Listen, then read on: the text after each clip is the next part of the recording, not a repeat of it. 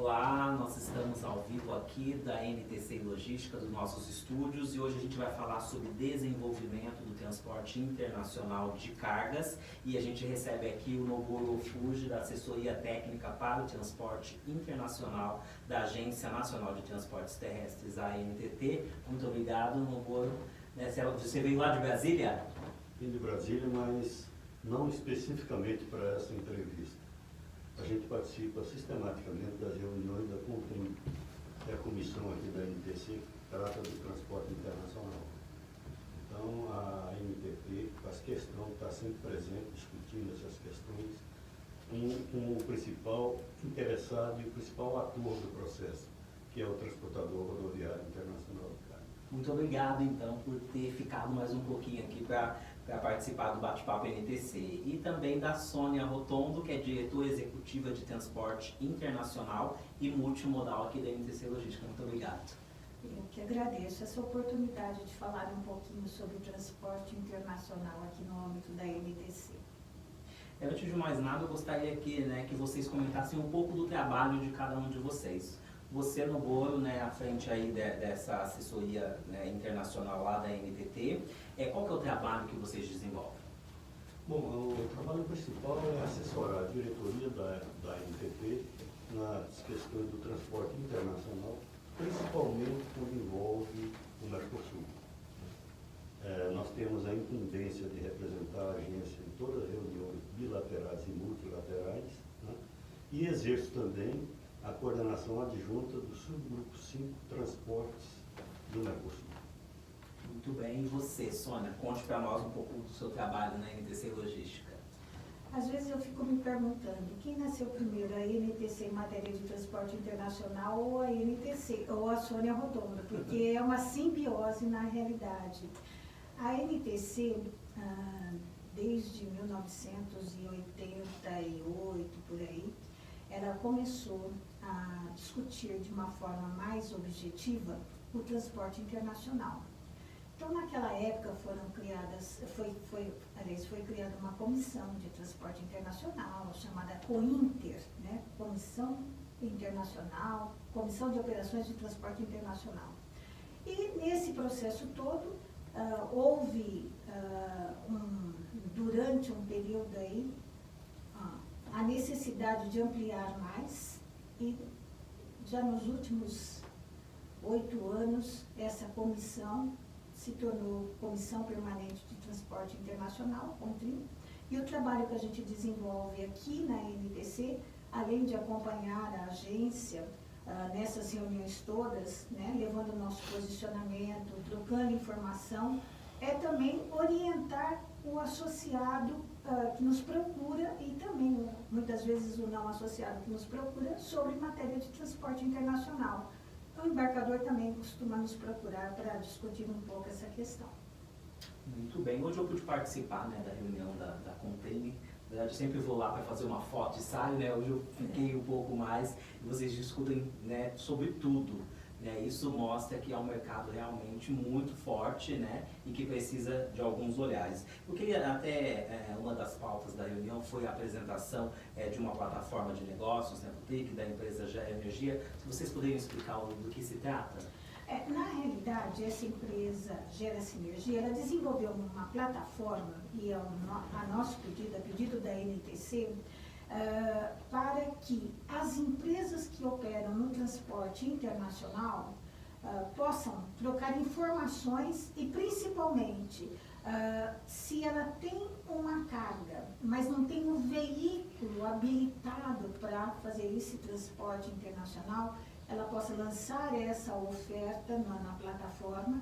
Essa plataforma vai buscar todos os veículos que foram lançados, vai estabelecer um link, ambos poderão conversar, evidentemente, e podem fechar um negócio e esse veículo voltar com essa carga que foi ofertada. Em tese, isso é para reduzir o custo do transporte internacional. Então, você tem várias operações em que o veículo sai carregado, mas você não tem a carga de retorno. E o que acontece quando isso ocorre? O caminhão fica lá parado, aguardando a empresa conseguir carga para ele retornar para a sua base. Então, com essa plataforma, a intenção é buscar essa sinergia com os demais parceiros e tentar carregar esse caminhão e voltar para o Brasil. Isso é um primeiro ensaio, a gente está bastante envolvido para que esse processo realmente ocorra, né? E dando certo, ele vai ser estendido, essa proposta ela vai ser estendida para os demais países, para as outras empresas. Eu tenho cá comigo e estou bastante esperançosa que isso realmente aconteça. Muito bem, depois a gente quer saber um pouco mais, vamos fazer até uma transmissão para a gente poder explicar até com alguns representantes dessa empresa. A minha sugestão, inclusive, aqui para todos que se interessam, a gente tem algumas informações no site, mas elas não são tão profundas. Então, talvez fosse o caso, e aí fica a sugestão, e até colaborando com o que você está dizendo, é trazer esse pessoal para colocar essa proposta dessa plataforma. É interessante colocar que essa plataforma já funciona no transporte nacional. E, inclusive, ela é bem diferente das que existem hoje aí de oferta de carga. É uma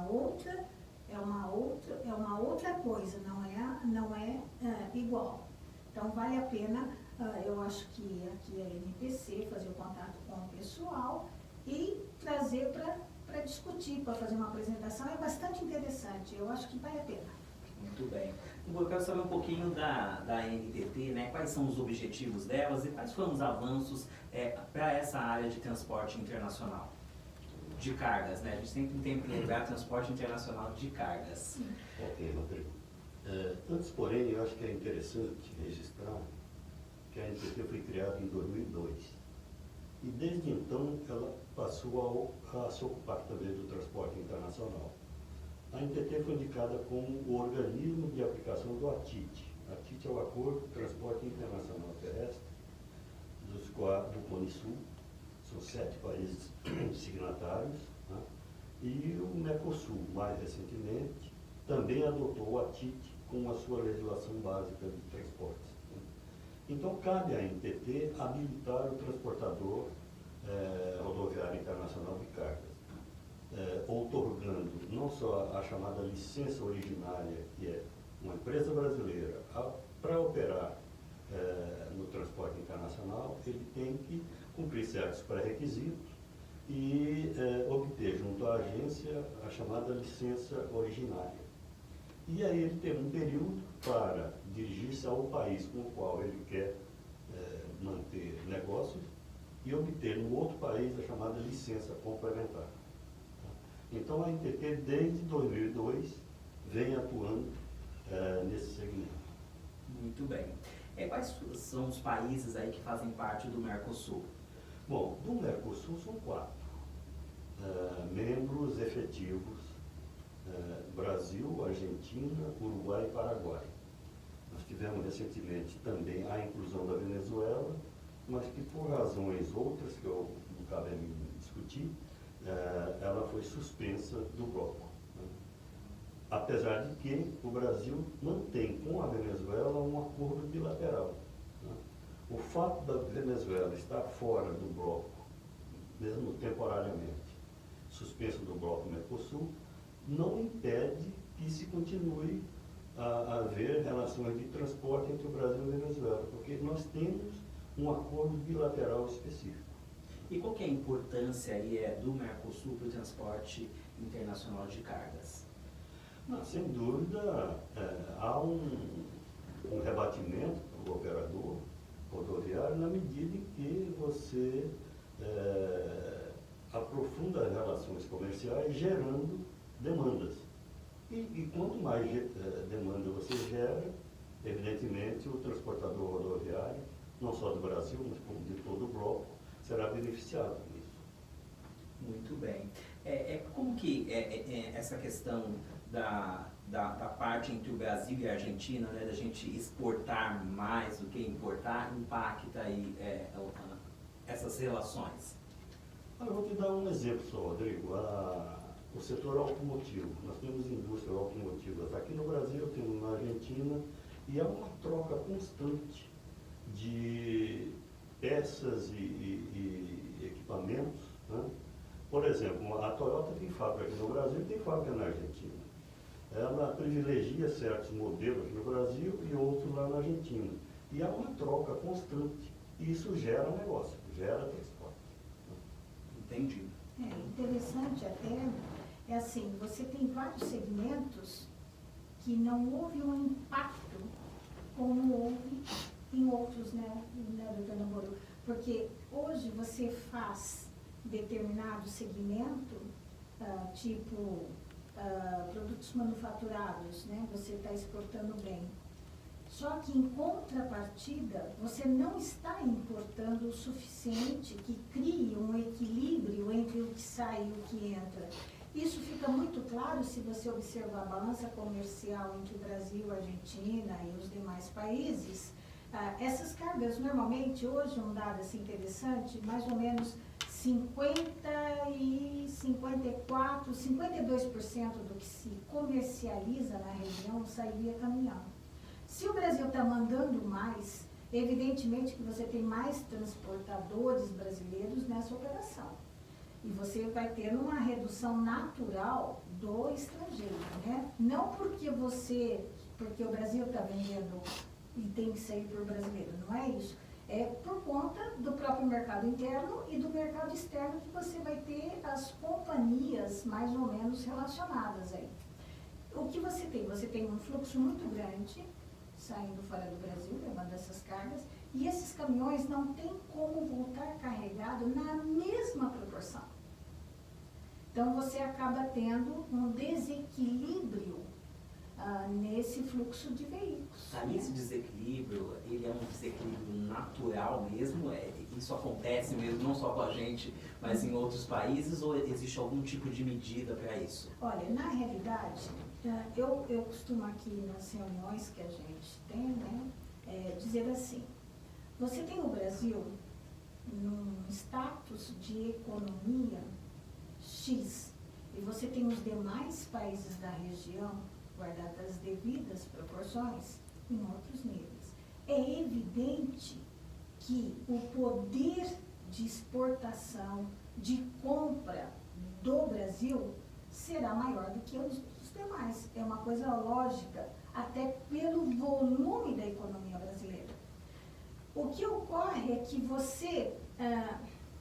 É uma coisa que eu estou lançando, inclusive, né? É o seguinte, você tem um desequilíbrio comercial natural. Ora, pelo tamanho da economia de cada um desses países, ora, por políticas internas econômicas de cada um dos países. Então, você vai ter duas situações que elas podem agravar ou não o comércio entre os países. Né? De um lado você vai ter o Brasil numa condição, embora o dólar esteja lá em cima, para importação, né? Não para exportação, e essa mesma relação, guardadas as devidas proporções, você tem com relação aos demais países. A Argentina hoje realmente está enfrentando um problema mais sério, teve um problema muito sério de seca, então as suas commodities agrícolas tem problema hoje, e você tem uma importação brasileira, principalmente da Argentina, com relação ao trigo e uns outros produtos. Então, você também desequilibra aí quando você tem esses processos dentro das economias dos estados, né? Questão política e desbalanceamento normal, né? Entendi. A Venezuela saiu no mundo, né? Por questões aí políticas, né, e talvez comerciais, mas acredito que seja mais político. Quando um país sai do Mercosul, o que representa para os outros? Exemplo, nós temos um país como o Brasil, que é um país imenso, que talvez seja até, alguns estados sejam maior que alguns países que fazem parte do Mercosul, e o que isso impacta, por exemplo, se não é a Venezuela, mas é o Brasil que sai do Mercosul? Eu acho o seguinte, Rodrigo, depende do peso desse país. Por exemplo, se a Argentina amanhã sair do Mercosul, sem dúvida vai ter um reflexo muito grande, porque a Argentina, eu diria que é um dos principais parceiros comerciais do Brasil. Né? A Venezuela, nós não tínhamos um comércio tão intenso, e muito menos pela modalidade rodoviária. O comércio, talvez, com a Venezuela fosse muito pelo transporte marítimo, que é o transporte de petróleo, derivados, né? Que a Venezuela, sabia, é uma grande produtora de petróleo. Né? Então, no caso da Venezuela, não houve assim, um impacto tão grande, né? A ponto de causar uma dificuldade maior para os operadores rodoviários brasileiros. Muito bem. A gente consegue fazer um panorama, Sônia, do que é mais transportado nas nossas fronteiras, ou a gente transporta de tudo e tudo mais? Você tem um volume muito grande, lógico. Quando eu penso em São Borja, que é um centro unificado, aliás, foi a nossa discussão hoje pela manhã na reunião, por excelência, ele tem essa questão automotiva. Então, quando você pensa em transporte internacional por São Borja, de uma certa forma, as pessoas já imaginam o transporte pelas empresas que fazem o automotivo. Mas você transporta de tudo, porque o Brasil vende muito, você vende muito entre companies, né? Então você vende produtos eletrônicos do Brasil para a sua empresa na Argentina e assim sucessivamente. Você vende móveis, você vende calçados, têxteis, de tudo. Porém, o volume desses segmentos varia de acordo com as demandas e também com a forma do consumo do país. Então, se ele está em ascensão, né, econômica, vamos chamar assim, você acaba exportando muitos têxteis, sapatos e vai por aí afora. Se a economia dá uma paradinha ou eles têm alguns problemas, você tem um nível menor dessa exportação. Isso também passa com o Brasil. Ele compra mais isso ou mais aquilo, dependendo do momento econômico em que está a demanda da sociedade, né? Então, hoje o Brasil exporta quase de tudo, né? E também importa muito, graças a Deus. Muito bem. Como que as empresas, né, para elas poderem atender esses outros países, elas precisam seguir qual procedimento, né? Tem que ter existe uma legislação, né, fácil para isso ou não? Como que é feito? Existe, Rodrigo. Quem tiver interesse em conhecer melhor isso, entrar no site da NTT, antt.gov.br, e percorrendo ali o menu, vai verificar lá na área de transporte internacional e lá traz todas as orientações de como uma empresa deve proceder para obter uma autorização de transporte internacional. E também vai encontrar informações sobre transporte internacional em geral. Muito bem. Eu até faço essa pergunta, né? Eu quero que vocês comentem comigo, porque eu entendo o site da NTT, né, para a área de transporte de cargas internacional, e aí eu vi que existem 720 empresas, pelo menos na hora que eu vi, tá? Foi hoje, 720 empresas, né, e com uma frota habilitada aí de 54.962. Né, se a gente compara com o número de empresas existentes aqui no país, né, que passa aí, né, dos 200 mil empresas, esse número ele é pequeno. Né? Por que isso acontece? Eu acredito que isso aí é reflexo da demanda. Quer dizer, o operador ele vai entrar num negócio onde ele vislumbra, né, algum negócio positivo para a sua empresa. Então, eu acho que a razão principal para essa diferença entre o número de empresas que operam no transporte doméstico e aquelas que operam no transporte internacional seja devido a isso. Né? Complementando. Talvez a Sônia possa, ela como representante do setor privado, né, tem mais elementos para... Olha, é muito comum, e o Dr. Nobor vai poder esclarecer isso, às vezes a empresa transportadora ela é consultada para fazer uma carga daqui para o Uruguai. Então, ela transporta para um cliente aqui no Brasil, e esse cliente resolve vender sua produção para o Uruguai. Como ele já tem essa transportadora prestando serviço internamente, ele costuma, olha, vai lá, leva a carga para mim lá para o Uruguai, quanto é que você me cobra? Então, a empresa motivada pede a habilitação para a NTT, pede a licença. Só que no decorrer do processo, muitas vezes ele não conclui a operação e a empresa tem a licença, mas não tem a carga. Porque você sair hoje do Brasil para ir para qualquer um desses países, você precisa, em primeiro lugar, ter um representante no outro país. Senão você não pode ingressar no país, né, doutor Roberto? Exatamente. Então, ele tem uma licença aqui e ele tem que complementar essa licença no outro país. Ou seja, o outro país tem que dizer, olha, realmente eu aceito que você venha no meu país. Para ele fazer isto, ele precisa ter um representante lá que vai responder pela empresa junto àquela autoridade. Para ele ter esse representante, ele tem que pagar. Isso custa. E o custo não são em reais. O custo é em dólares.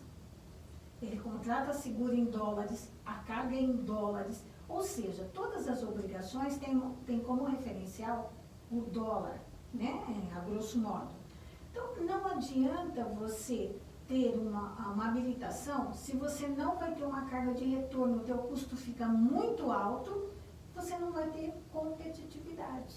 Então, hoje eu vejo, e posso estar, creio eu que estou bastante equivocada dentro desse raciocínio, é que, motivado por uma consulta, a empresa obtém a licença. Mas não quer dizer que ela vai operar. Dessas 700 e poucas empresas que estão no site da NTT, hoje, se estiver operando em torno de umas 150, no máximo 200 empresas são muito. Por quê? Porque vai bater exatamente naquilo que nós conversamos antes, a questão econômica em cada um dos países. Né? Cabe também, só para complementar, no transporte internacional há duas figuras, que é essa dessas empresas habilitadas, que nós chamamos que efetuam o transporte regular. Existe a figura do transporte ocasional. Então, para viagem específica, a NTT dá uma autorização para aquela viagem. Então, talvez, com esse instituto, se supre a necessidade que se venha a apresentar. Entendeu? Muito bem. Agora a gente vai para as perguntas do público, tá? Durante aí uma semana e meia, nós fizemos a divulgação que vocês estariam aqui e eles mandaram algumas dúvidas e algumas são até repetitivas, né? Porque a gente já comentou a respeito, mas eu gostaria que, por gentileza, né, a gente reforçasse o pensamento, até para que o nosso público, que sempre nos prestigia, possa continuar fazendo isso. Tá bom? A primeira pergunta é do Stalin, lá de Recife, né? A empresa dele é a Gentil Transportes, e ele quer saber o que falta aí para regularizar essa tarifa de frete. Bom, eu vou me arriscar a responder primeiro. Stalin, né? Stalin, é o seguinte, primeiro, também no transporte internacional, esse transporte é uma atividade de livre iniciativa, de livre concorrência. Então, não há tabelamento de frete. Né? O que existe, e a Sônia pode até explicar um pouco mais, é um estudo sobre tarifas feito pela NTC que serve como um referencial para aqueles que operam o transporte, né? Para saber se o frete praticado está muito acima ou abaixo de um referencial que a NTC desenvolve esse trabalho sistematicamente. Sim, Stalin, boa tarde. Olha, falar de tabela de frete da cadeia no Brasil.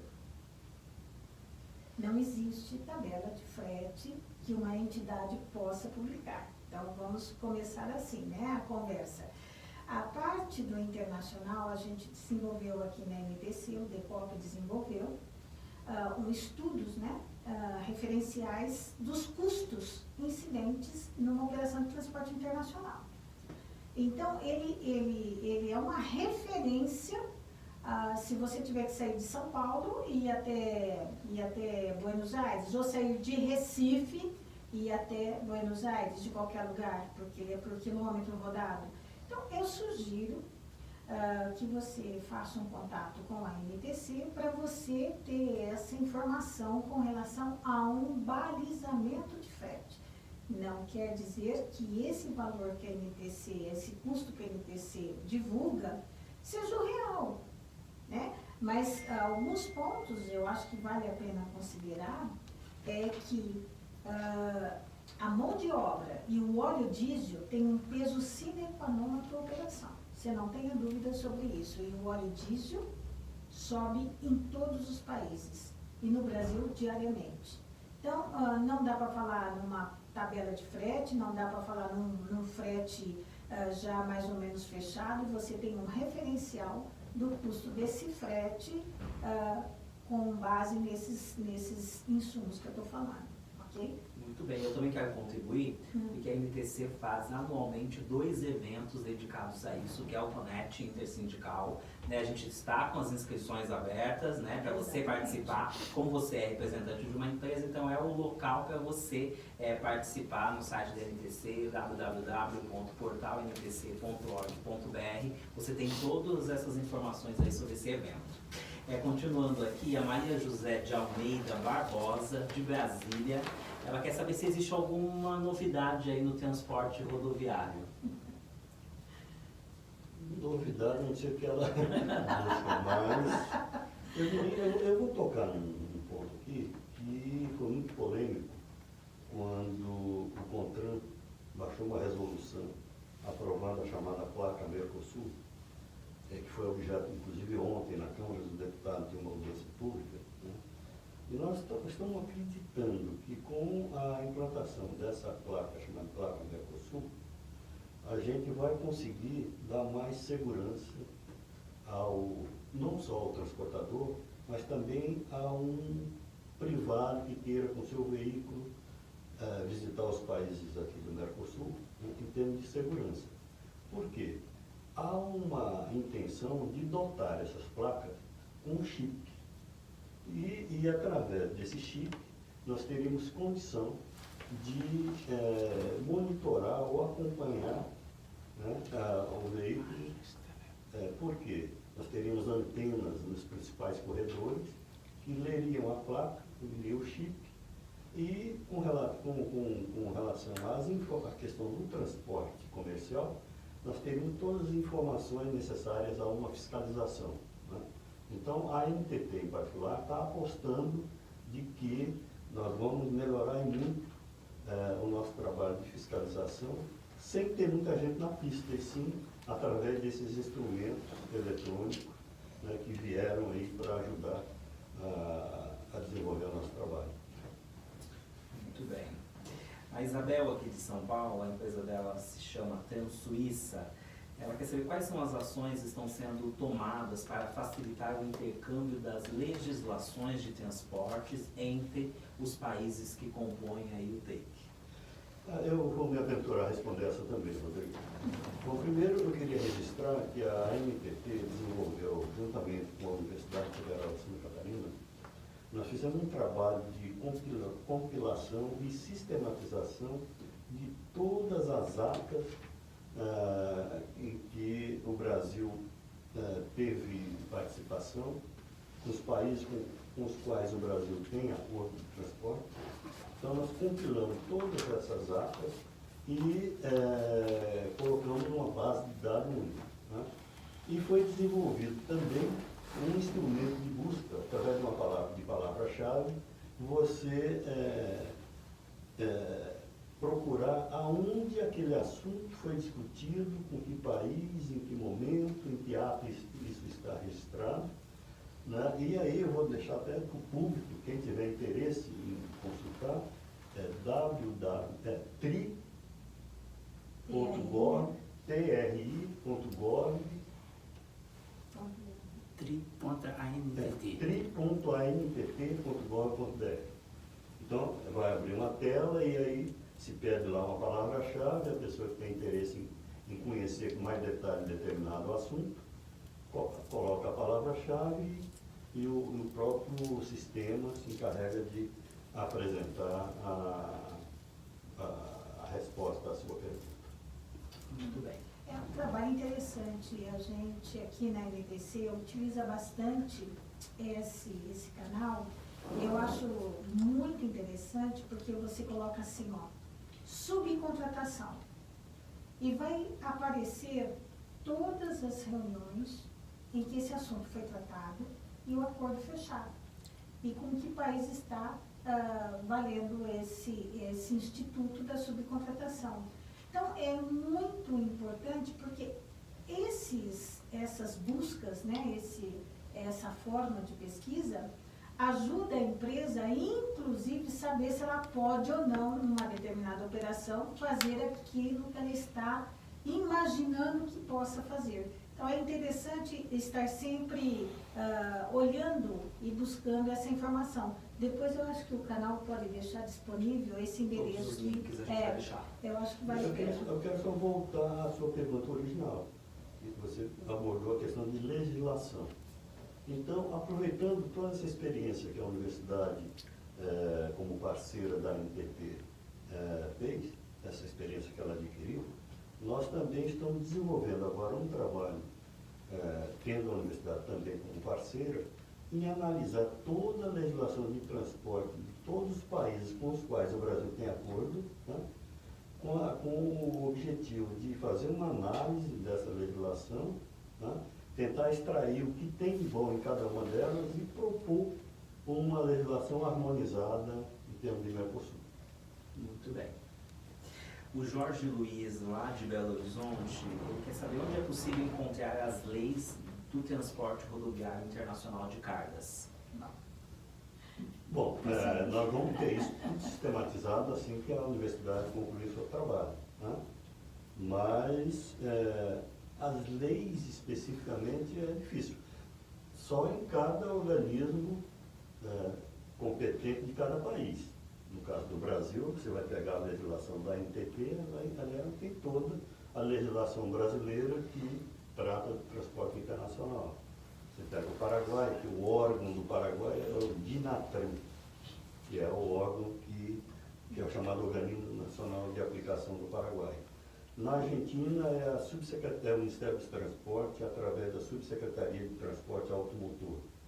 E no Uruguai é o Ministério de Transportes e Obras Públicas. Então, esses são os órgãos, tá, que têm essas informações que o nosso amigo tem interesse em conhecer.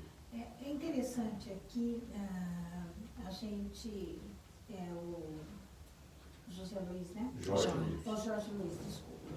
Jorge, é interessante ver assim, olha, a base do transporte internacional é o Acordo sobre Transporte Internacional Terrestre. Então, lá tem toda a regra e lá também contém todas as regras aduaneiras e de seguros. Quando se firmou esse acordo, ele trouxe consigo também outros acordos para dar substância a esse propósito de fazer transporte internacional, sendo uma empresa de um país não tendo que ter obstáculo para transitar no outro país, porque ela estaria dentro desse guarda-chuva, assim como a empresa brasileira. Ocorre que com o passar do tempo, por questões óbvias, alguns países, e até mesmo o Brasil, foi criando regras para o transporte nacional. E, por conseguinte, acabou encaixando várias operações de transporte internacional. E a tendência é de que as normas internas não regulem a atividade internacional. Para isso, você tem um acordo. Então, quando você pensa em transporte internacional, você tem que sair do pressuposto de que todo o transporte já está regulado dentro de um acordo chamado Transporte Internacional Terrestre. Junto com ele vem protocolo de sanções e infrações, vem seguros, vem aspecto aduaneiro, vem legislação de trânsito. Então, é nesse arcabouço que foi construído para que todas as empresas de todos os países, fazendo uma operação internacional, obedeçam a esse regramento. Então, é difícil até a gente estar falando, porque no decorrer desse tempo todo, o país cria regras para regular o seu mercado interno. E muitas vezes acaba estendendo esse tentáculo para a operação internacional, quando não deveria. Porque se tem que ter uma regra, essa regra tem que ser única, ela não pode ser em cada lugar de um jeito, né? Então, mas a NTC tem aqui, colaborando um pouco também, temos aqui uma série de legislação, estamos à disposição, sempre que for possível, que tiver ao nosso alcance, de orientar, né? Muito bem. A Luísa Moraes, aqui de São Paulo, ela quer saber se somente as empresas podem fazer transporte internacional ou as pessoas físicas também.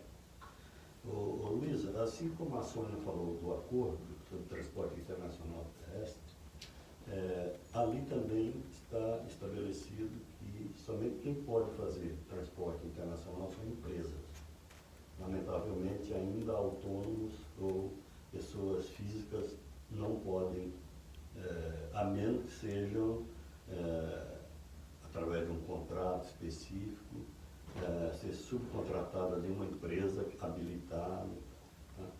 Mas de modo próprio, uma empresa, uma pessoa física não pode. Muito bem. O Diogo de Oliveira, lá de Brasília, ele é estudante de logística. Ele quer saber como uma empresa deve proceder para fazer o transporte internacional. A gente já falou, mas aí se vocês puderem Doutor Procuro fala, ele vai sintetizar.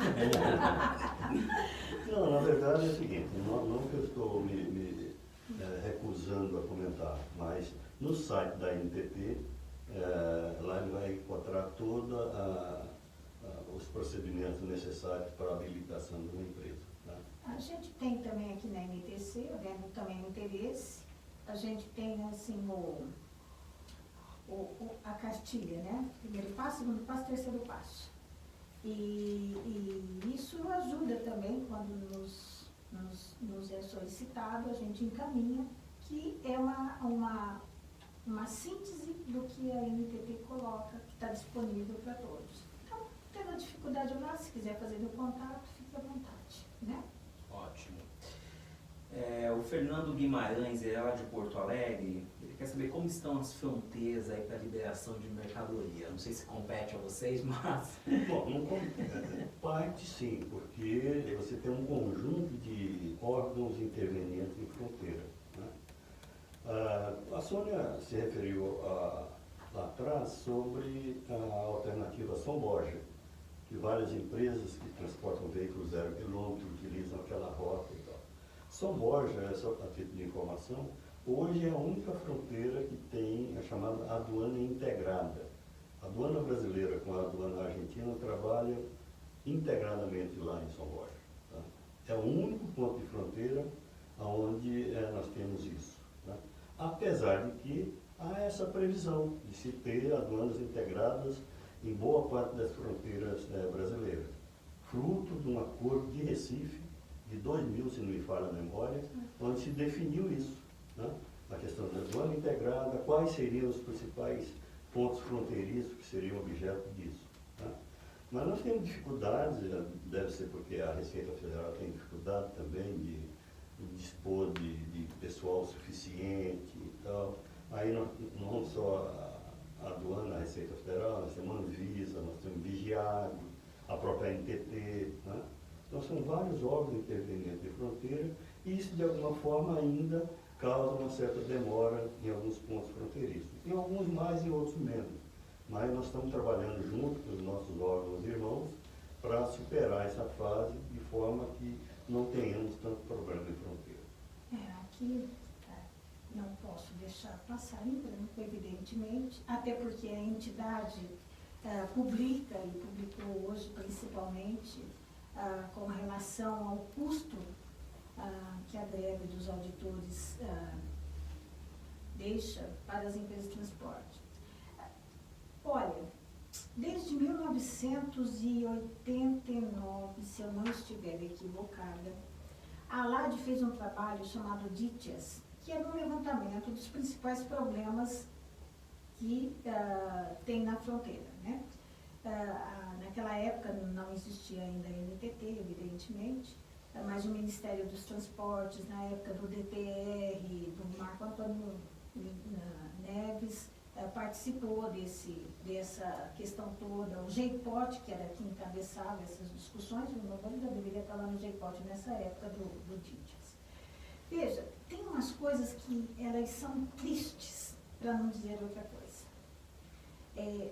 Os pontos levantados em 1989, de uma certa forma, continuam até hoje.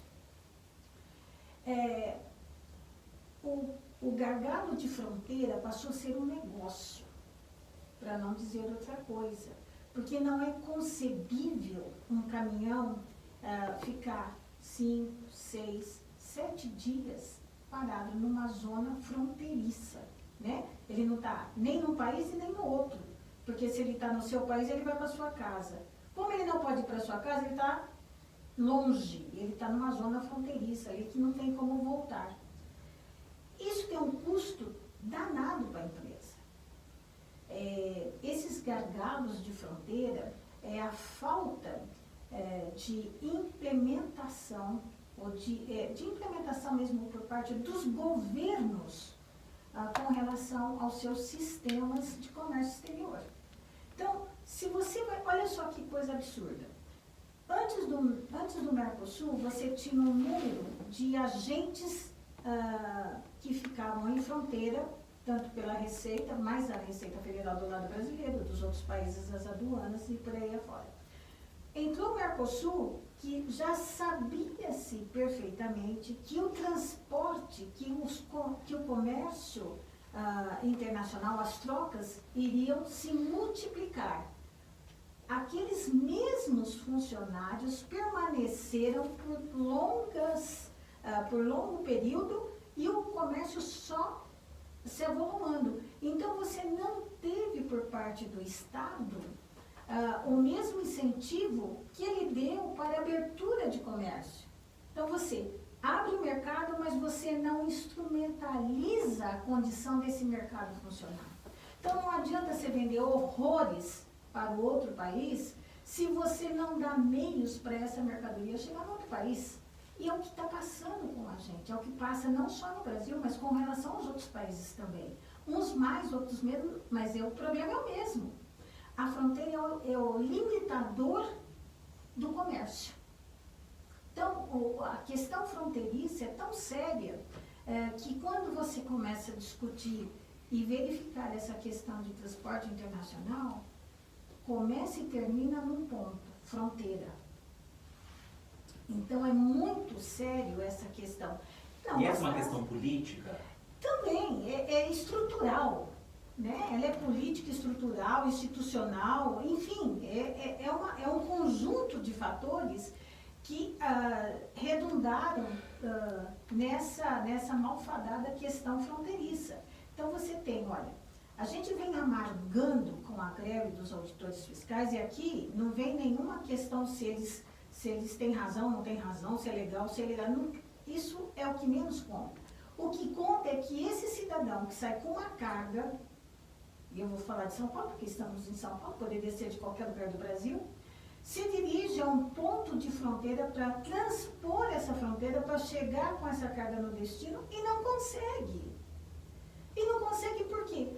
Porque o A não conversa com o B, ou porque a minha norma interna não permite que aconteça isso. É porque não tem gente suficiente para trabalhar, não tem fiscal para fazer isso. Então, está tudo errado. Está errado nesse sentido. Se eu propicio mecanismo para vender, eu tenho que propiciar mecanismo para fazer chegar. E hoje nós não temos isso, lamentavelmente. Estamos caminhando? Estamos. A agência faz o papel dela? Faz. Mas não é só é um conjunto de coisas. Até um determinado tempo, você não tinha os organismos intervenientes de comércio exterior todos em fronteira. Hoje estão todos na fronteira. E por que na fronteira? Por que não está na origem? A carga vai ser de um lugar e vai ter que chegar no outro. Então, tem assim algumas coisas que eu acho que precisa, por falta dos países, né, das autoridades, se debruçarem sobre isso. Se eu incentivo o comércio, eu tenho que incentivar como chegar com essa carga lá. Senão, não tenho o que discutir. Né? Muito bem.